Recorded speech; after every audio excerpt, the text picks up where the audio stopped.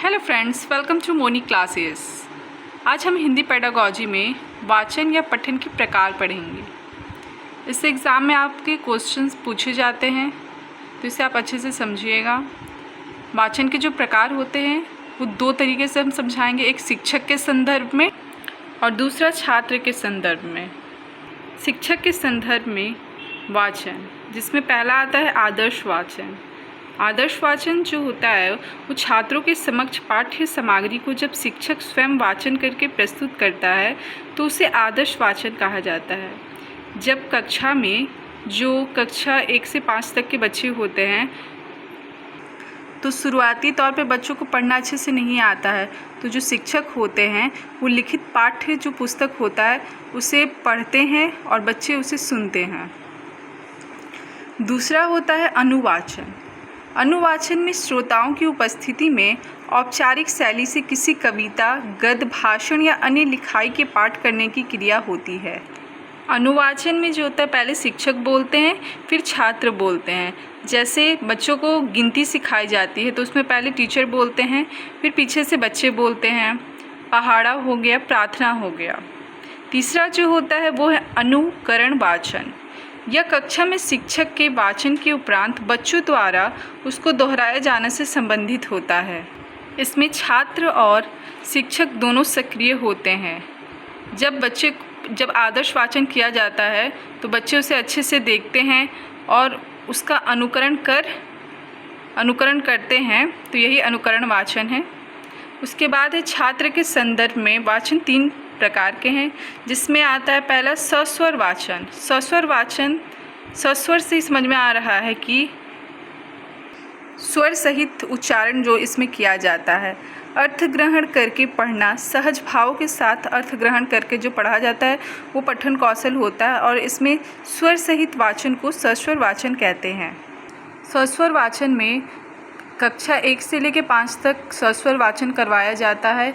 यह प्राथमिक कक्षा के लिए उपयोगी होता है।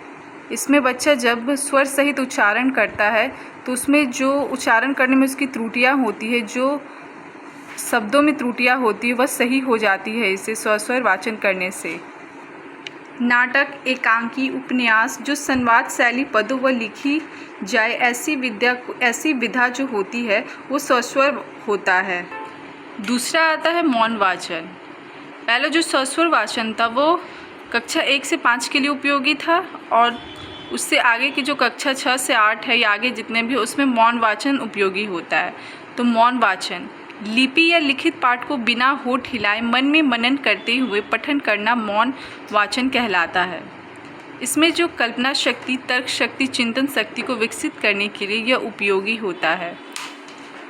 मौन वाचन में गहन अध्ययन, विस्तार पूर्वक अध्ययन, तर्कपूर्ण अध्ययन आदि शामिल होता है। इसमें जब हम पुस्तक को पढ़ते हैं तो बिना आवाज़ के साथ पढ़ा जाता है, मन में जो पढ़ा जाता है वो मौन वाचन होता है। तीसरा है द्रुत वाचन। इसमें सीखी हुई भाषा को पुनः दोहराया जाता है या सीखी हुई भाषा का अभ्यास किया जाता है या आनंद की प्राप्ति के लिए पढ़ा जाता है। मौन वाचन जो था वो गहन अध्ययन के लिए पढ़ा जा रहा था, लेकिन जो द्रुत वाचन है वो आनंद के लिए पढ़ा जा रहा है, समय के सदुपयोग करने के लिए पढ़ा जाता है। तेज गति में पढ़ना द्रुत वाचन कहलाता है। सूचनाएं एकत्रित करना तथा साहित्य का परिचय प्राप्त करने के लिए यह पढ़ा जाता है। एग्ज़ाम में आपसे पूछ लिया जाता है कि कहानी, निबंध, जीवनी यह किस वाचन में आता है, तो आप द्रुत वाचन में टिक कीजिएगा। ये थे पठन के प्रकार, ये थे वाचन के प्रकार। इससे क्वेश्चन एक बनता ये भी है कि जब कक्षा में किसी पाठ्य पुस्तक को शिक्षक स्वयं वाचन करके प्रस्तुत करते हैं तो वो कौन सा वाचन होता है। ऑप्शन दे दिया रहेगा आदर्श वाचन, अनुवाचन, सस्वर वाचन, मौन वाचन। तो ये सही जवाब इसका आदर्श वाचन होगा। आप अपने कॉन्सेप्ट क्लियर रखिएगा वाचन के प्रकार में ए शिक्षक के संदर्भ में वाचन जो आदर्श वाचन है, अनुवाचन है, अनुकरण वाचन है। फिर छात्र के संदर्भ में आता है, तो छात्र के संदर्भ में वाचन जो होते हैं 3 होते हैं। सस्वर वाचन होते हैं, मौन वाचन होते हैं, द्रुत वाचन होते हैं। स्वस्वर वाचन जो होता है प्राथमिक कक्षाओं के लिए उपयोगी होता है, और जो मौन वाचन होता है वो बड़ी कक्षाओं में प्रयोग किया जाता है। कक्षा 6 से लेकर आगे की जितनी कक्षा है उसमें प्रयोग होती है।